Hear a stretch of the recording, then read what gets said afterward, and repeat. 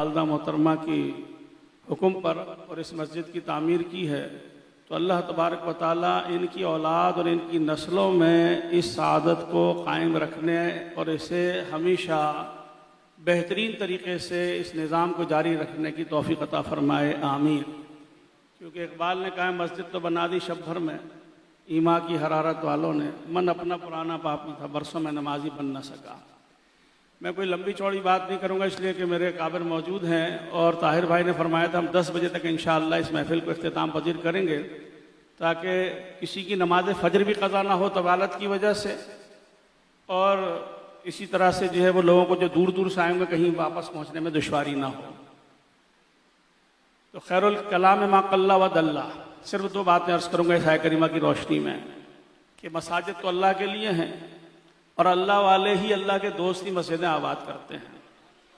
अभी रमज़ान शरीफ का महीना गुजरा है और आपने गौर किया कि रमज़ान शरीफ में क्या होता है, मसाजिद भरी होती हैं तमाम नमाजों में तकरीबन, मोतकफ़ीन भी मस्जिदों में आते हैं, लेकिन जैसे ही चांद नज़र आता है और वो जश्न रिहाई शैतान मनाया जाता है, तो वो अपने चेलों को जो मोतकफ़ीन होते हैं उन तक को निकाल के मस्जिद से बाहर ले जाता है। लोग समझते हैं अब मस्जिद जो है बंद हो गई है, रमज़ान के लिए खुली हुई थी, उसके बाद तो मसाजिद बंद हो गई, तो ना मोतकफ़ीन नज़र आते हैं मस्जिदों में, ना आम नमाजी। अक्सरियत मस्जिद से गायब हो जाती है। फ़र्ज़ कीजिए रमज़ान में 100 नमाजी आते थे एक नमाज में, तो रमज़ान शरीफ के बाद 20% सिर्फ 20 के करीब नमाजी होते हैं हर नमाज में, 50% भी नहीं होते। अब उसका नतीजा क्या निकलता है वो बात अर्ज़ करके अपनी बात ख़त्म करूँगा। देखें, अगर कोई किसी से दोस्ती रखता है, मोहब्बत रखता है, उसको अपने घर में आने की दावत देता है। जिससे मोहब्बत नहीं रखता उसको अपने घर में नहीं बुलाता, नहीं घर में नहीं घुसने देता, दर पे नहीं झुकने देता। तो रमज़ान का महीना पहचान कराता है, हर मोहल्ले वाले पहचान लेते हैं कि किस किस को अल्लाह ने नापसंद और मरदूद कर दिया, अपने घर में घुसने नहीं दिया। उन सबको मोहल्ले वाले पहचान जाते हैं कि मरदूदीन और मफरूरीन कौन है, जो मस्जिद से फरार हो गए, और जो अल्लाह का घर आबाद करते हैं, अल्लाह ताला उनके घरों को आबाद रखता है। आखिरी बात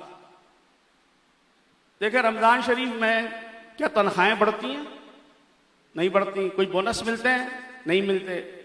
लेकिन जो नेमतें अल्लाह ताला की एक गरीब आदमी भी खा रहा होता है, चाहे पड़ोस से आ जाए, चाहे कहीं दावत हो जाए, कोई तोहफा दे दे, उसके रिस्क में बरकत होती है। किस लिए कि वो फजर की नमाज पढ़ता है सहरी के बाद, और मुसलमानों का रिस्क अल्लाह ताला ने किस में रखा है? फजर की नमाज के वक्त में रखा है।